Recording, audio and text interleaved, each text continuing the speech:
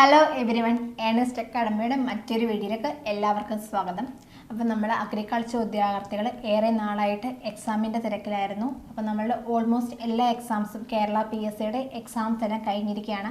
അപ്പം നമുക്ക് നിരവധി ചോദ്യങ്ങൾ നമ്മളുടെ മുന്നിലെ കുട്ടികൾ ചോദിക്കുന്നുണ്ട്. ഇനി ഒരു അഗ്രികൾച്ചറിൻ്റെ PSC എക്സാം കാണുമോ? അത് എന്നായിരിക്കും? വരാൻ സാധ്യതയുള്ള എക്സാമുകൾ ഏതൊക്കെയായിരിക്കും?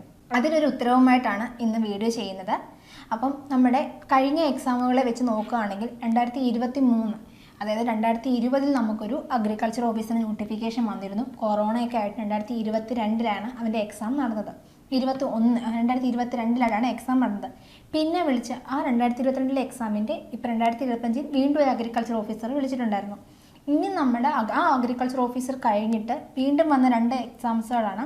ഒന്ന് കേസ് ഗാർഡിലേക്ക്, അഥവാ Kerala state cooperative agriculture and rural development bank ലിമിറ്റഡിലേക്കും അഗ്രികൾച്ചർ ഓഫീസറിൻ്റെ എക്സാം വിളിച്ചിരുന്നു.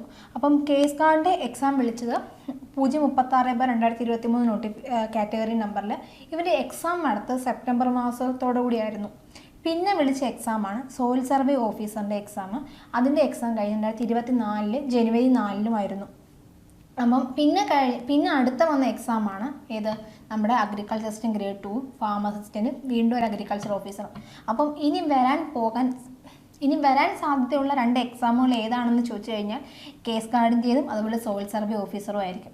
2026 ഇല്ലെങ്കിൽ 2025 ലാസ്റ്റോടെ നമുക്ക് ഈ ഒരു എക്സാം പ്രതീക്ഷിക്കാവുന്നതാണ്. കാരണം 2022 നടന്ന അഗ്രികൾച്ചർ ഓഫീസറിൻ്റെ എക്സാം കഴിഞ്ഞ് 2024 വീണ്ടും ഒരു നോട്ടിഫിക്കേഷൻ വന്നിരുന്നു. ആ ഒരു രീതിയാണെങ്കിൽ തന്നെ നമുക്ക് കേസ് ഗാർഡിൻ്റെയും സോയിൽ സർവേയുടെയും എക്സാംസ് ഉടൻ തന്നെ പ്രതീക്ഷിക്കാവുന്നതാണ്. അപ്പം നെക്സ്റ്റ് ആ ഒരു എക്സാം നിങ്ങളിലേക്ക് ഉടനെ എത്തുമെന്ന പ്രതീക്ഷയിൽ തന്നെ പഠിച്ചു തുടങ്ങാം. അഗ്രികൾച്ചർ അസിസ്റ്റൻറ്റ് ഗ്രേഡ് 2 ഫാം അസിസ്റ്റൻറ്റിനും അതുപോലെ അഗ്രികൾച്ചർ ഓഫീസറിനും പഠിച്ച അതേ രീതിയിൽ തന്നെ പോകാം. ഇപ്പം നമ്മുടെ ലിസ്റ്റുകളൊക്കെ ഓൾമോസ്റ്റ് എല്ലാ ലിസ്റ്റും പബ്ലിഷ് ആയിട്ടുണ്ട്.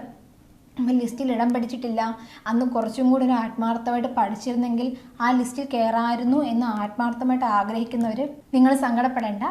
നമുക്കിനി അവസരങ്ങൾ കേരള PSC ഒരുക്കുന്നതായിരിക്കും. അപ്പം വരാൻ പോകുന്ന ഇപ്പം നിങ്ങൾ പഠിച്ചു പോകുന്ന അതേ ഫ്ലോയിൽ തന്നെ പഠിച്ചു പോകുക. ഒരു ബ്രേക്ക് എടുക്കാതിരിക്കുക. ദിവസവും മാക്സിമം നിങ്ങൾ എഴുതി വെച്ച നോട്ടോ അല്ലെങ്കിൽ ക്ലാസ്സുകൾ അവൈലബിൾ ആയിട്ടുള്ളവർക്ക് ക്ലാസ്സുകളോ കാണാൻ ശ്രമിക്കുക. മാക്സിമം MCQs ചെയ്യുക. നിങ്ങൾ ആ ഒരു ടച്ച് വിട്ടുപോയി കഴിഞ്ഞാൽ വീണ്ടും അതൊരു പുതിയൊരു എക്സാമിന് ആദ്യം തൊട്ട് പഠിക്കാൻ വേണ്ടി റിസ്ക് ആയിരിക്കും. മാറി വരുന്ന കേരള PSCയുടെ പാറ്റേൺ അനുസരിച്ച് തന്നെ പഠിക്കുക. മാക്സിമം വർക്കൗട്ട് ചെയ്യുക. ഡെയിലി നിങ്ങൾ അടുത്ത മാസം നിങ്ങൾക്കൊരു എക്സാം ഉണ്ട്, അത് നിങ്ങൾ ക്രാക്ക് ചെയ്തേ പറ്റത്തുള്ളൂ എന്ന രീതിയിൽ തന്നെ ഓരോ മാസവും പഠിച്ച് പോവുക. നമ്മൾ ഒരിക്കലും നിങ്ങൾ ഈ പഠിച്ചു പോകുന്നത് വേസ്റ്റ് ആയി പോകില്ല. ഇന്നല്ലെങ്കിൽ നാളെ അതിന് മറ്റൊരു എക്സാമിൽ നിങ്ങൾക്കത് യൂസ്ഫുൾ ആയിട്ട് മാറും. അപ്പം നന്നായിട്ട് എല്ലാവരും പഠിക്കുക. വരാൻ പോകുന്ന FCAയുടെ എക്സാമിന് വേണ്ടിയിട്ട് പ്രിപ്പയർ ചെയ്യുന്നവർക്ക് Earnest academy intensive batch start ചെയ്തിട്ടുണ്ട്. അതിലേക്ക് ജോയിൻ ചെയ്യാനും കൂടുതൽ അറിയാനും താഴെ കാണുന്ന ഗൂഗിൾ ഫോം ഫില്ല് ചെയ്യുക. മറ്റൊരു വീഡിയോയുമായി വീണ്ടും കാണാം. താങ്ക്